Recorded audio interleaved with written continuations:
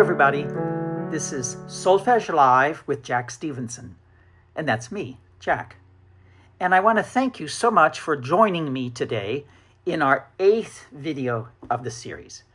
And please take a moment to like the video, comment, and subscribe if you haven't already done so. It's very important to do those 3 things because this helps promote the videos and helps move the method of Jaques-Dalcroze around the world. So today we have something new planned, and we're going to begin, as we always do, by first listening.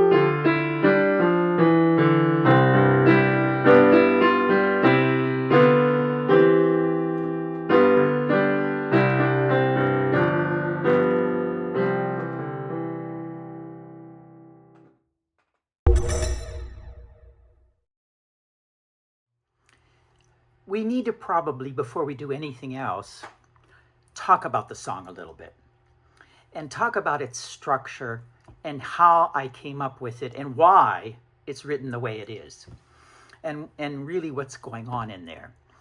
Obviously, I played the piece only once, but in real life, we would play it many times, perhaps play it just phrase at a time, teach the song by rote, have them sing it back with syllables or numbers or both.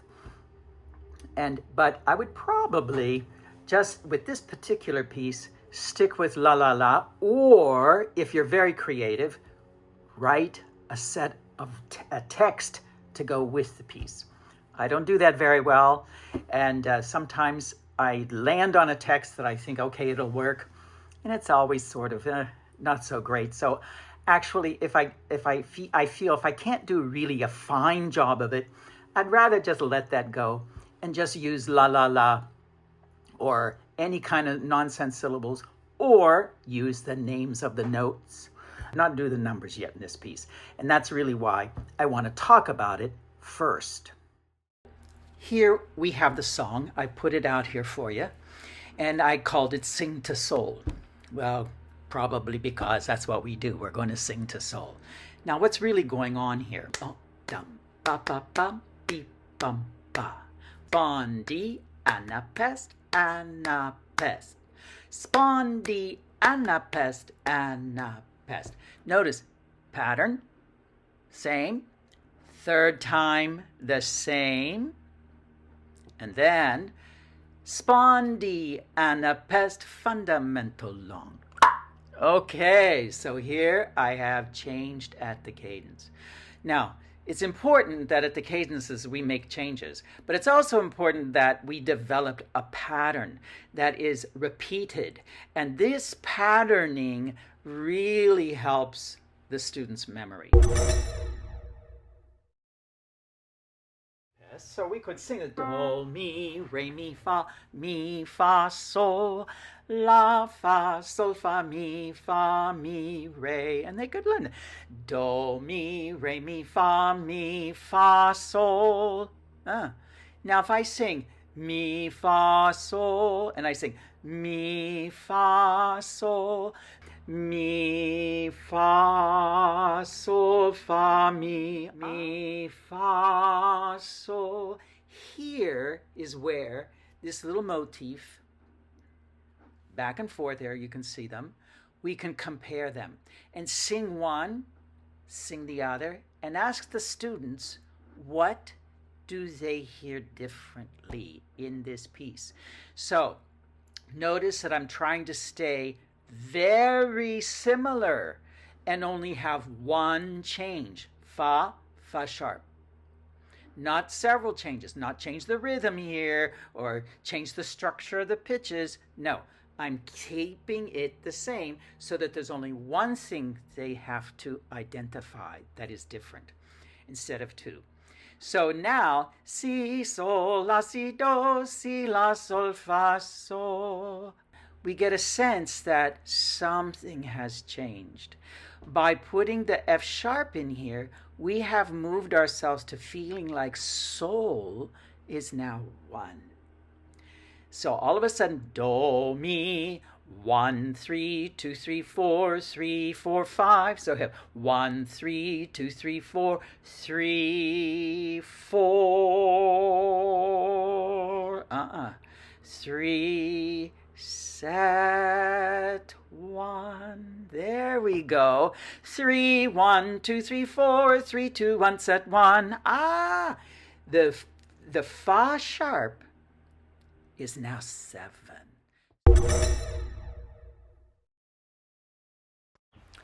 Once the scales are known, all other musical studies, except of course those that touch on rhythm, will be no more than a game, the student finding the explanation in the scales themselves. Intervals, fragments of scales with the omission of the intermediate steps. Chords, suspension of pitches from a scale.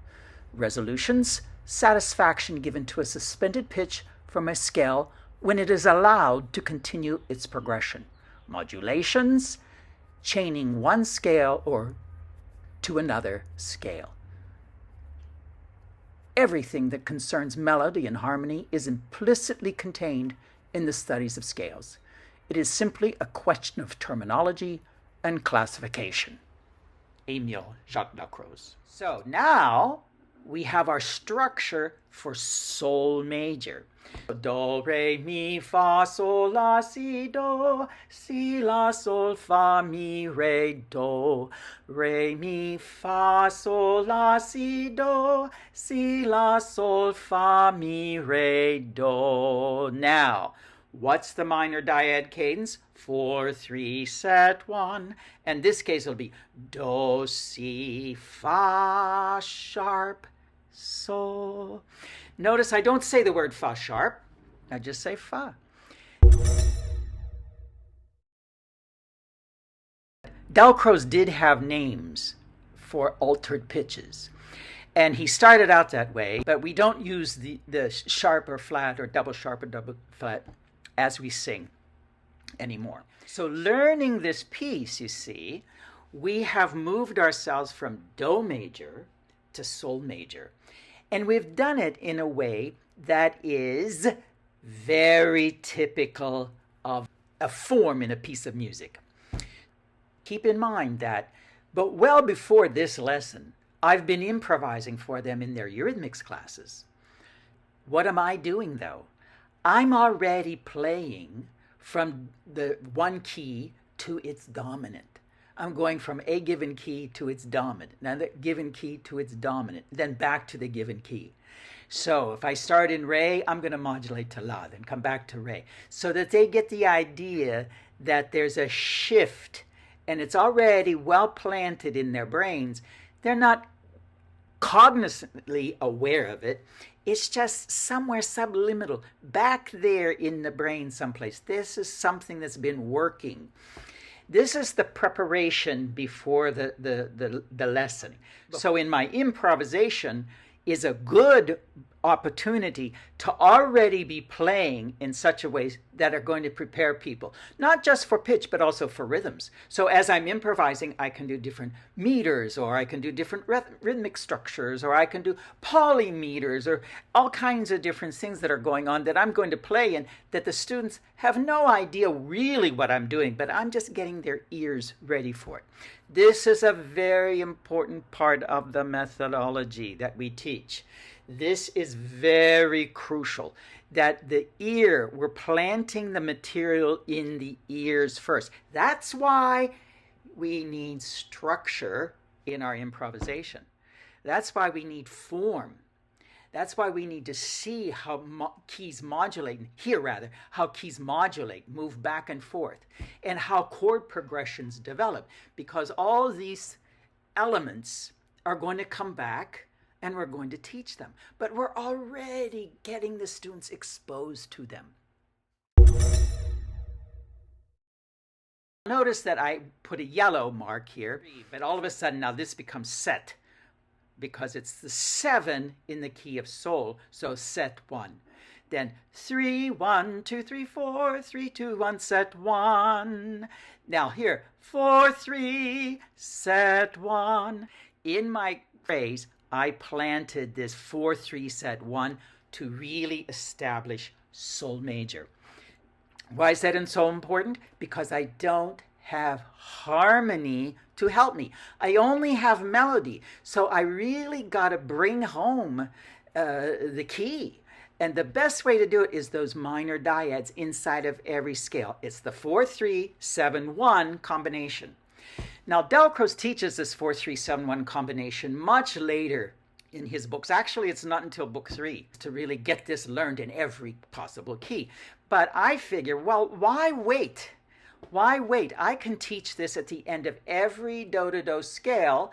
I'm going to put these minor dyad cadences so that the students can establish the key right away. Why? Why is this important? Because this minor dyad cadence is the structure of the dominant 7th chord.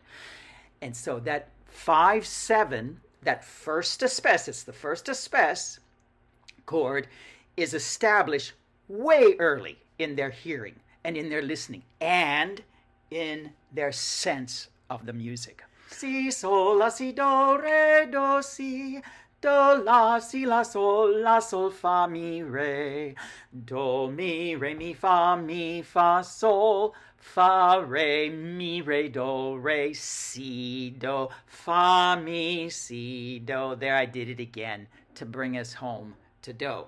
And of course, as I'm coming down here to finish this 3rd phrase, I have the fa natural. So the fa natural brings us back. So if we were going to sing numbers, we're kind of like changing the number then right on that natural sign. So this would be 2, 1, 4, 3, 2, 1, 3, 2, 3, 4. So you see, we have to know the functions in each scale. Now we could go back and do these interval etudes, and you can see here's number 1. It's my favorite. Do, mi, re, fa, mi, sol, fa, la, sol, si, la, do, si, re, do. And now guess what? This is really the opening of this melody that I wrote. You see, so do, mi, re, mi, fa, sol. It's do, mi, re, fa, mi, sol, fa, la. It's nothing more than this exercise. So this exercise really was the inspiration, if you want to look at it that way, for the melody that I wrote specifically for this lesson. So we could practice this, and then notice I have a crochet or I-am pattern that we could use, of course. Then once we got it down in Do major, now let's sing it in Sol major. Now, how do we do that? This remains the pitch Do. Do, mi, re, fa, but the fa becomes fa sharp. So I'm singing do, mi, re, fa, mi, sol, fa, la, sol. So you hear sol sounds like one, sol, si, la, do, si, re, do, la, si, sol, la, fa, sol, mi, fa, re, mi, do, re, si, do, si, fa, sol. So I'm really singing it in Sol major. But I don't change the name of any note. I just raise the fa to becoming fa sharp. And then I'm really singing the Sol major do to do scale.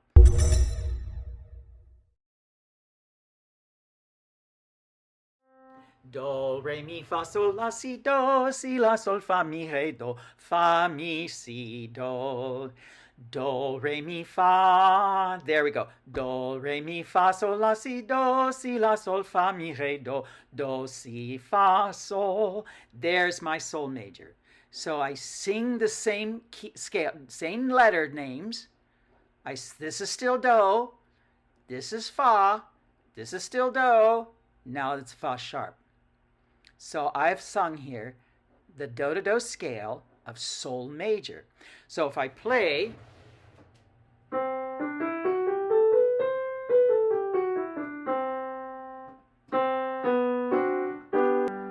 you can hear then I put the cadence on to establish the key. Now, this is not easy to do if you are already older and you know your scales, especially if you've been trained in a conservatory atmosphere, because everybody knows their scales. Everybody's convinced they know their scales. Oh, yes, I have no problem with scales. I can sing my scales, until you get them to sing the scale from a different pitch other than tonic. All of a sudden, what? If I play this do to do scale just for a group of students who are conservatory trained, they'll give me all sorts of answers. Somebody who's rather, will say, oh, it's Mixolydian mode. Oh, that's true. But where is the major tonic? They can't find it. They can only sing back for me the do. Some people guess re, because it's the dominant. But guessing Sol as the tonic in this key, they have a very hard time doing this, because they've learned their scale from tonic to tonic. And one tonic to tonic scale sounds exactly like the other tonic to tonic scale. You see, in this do to do scale, I have do, re, mi, Ionian. Re, mi, fa, Ionian. But is it supposed to be Ionian? No, that's supposed to be a Dorian. But all of a sudden it's Ionian. Do, re, mi, fa, Ionian. Mi, fa, sol, Dorian. Fa, sol, la, Phrygian. Sol, la, si, Ionian. La, si, do, Dorian. Si, do, re, Phrygian. So we still have the Ionian, Dorian, and Phrygian, but they're rearranged in the scale. What a lot of students do, especially if they know their scales, they're trying to listen for this fa sharp. They hear it. They hear one altered pitch, F sharp, and they say to themselves, this must be Sol. So they sing do, re, mi, fa, Sol. Oh, there's the tonic. Sol. See, no. That's the intellectual approach to learning the scale. No. What we want to do is have this scale, the notes jump in the air, scramble around, and have the student pick right out of the air what the tonic is from just hearing the combination of pitches. So, for example, if I play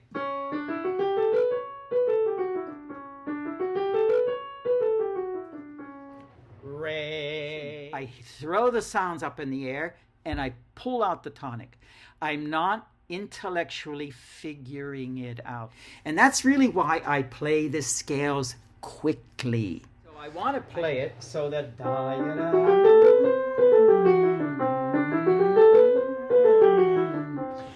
Sol, so that this just jumps out of the air at us. Now, this is not learned overnight, and they got to work at it. First, when identifying a given scale, do not focus on any pitch, but allow all of its pitches to resound in the atmosphere so that the brain can organize them into a clear tonality. Second, focus on the final do or do sharp and the sensation it provides. So we go do, re, mi, fa, sol, la, si, la, sol, fa, mi, re, do. Is that 1, or is that 4, 5, 6, 7, 1, or is that 4? So we want to learn that do is 1 in do major, do is 4 in sol major, do is 5 in fa major, do sharp is set in re major, etc. Then finally sing from the bottom do to the tonic by step or jump directly to its function numeral first, then with pitched syllables. So you want to sing with numbers. Now notice, I don't want to go 4, 5, 6, set, or 4, 5, 6, set, 1, 2, 3, 4, 3, 2, 1, set, 4, 5, 6, set, 1, 2, 3, 4, 3, 2, 1, set, 6, 5, 4. We want to make it smooth and legato, and we want to flow with it. So again, we're hearing the scale as a whole, not note by note. Because what we want to instill in the student is that we're always singing inside a scale. So we can sing inside the scale with our numbers, and then we start moving into translating that into the syllables. Okay, so that's all the time we have for today for this lesson. There's a lot more to do. So I want to say goodbye, and I want to say thank you. And please, again, like the video and subscribe. I appreciate it so very much.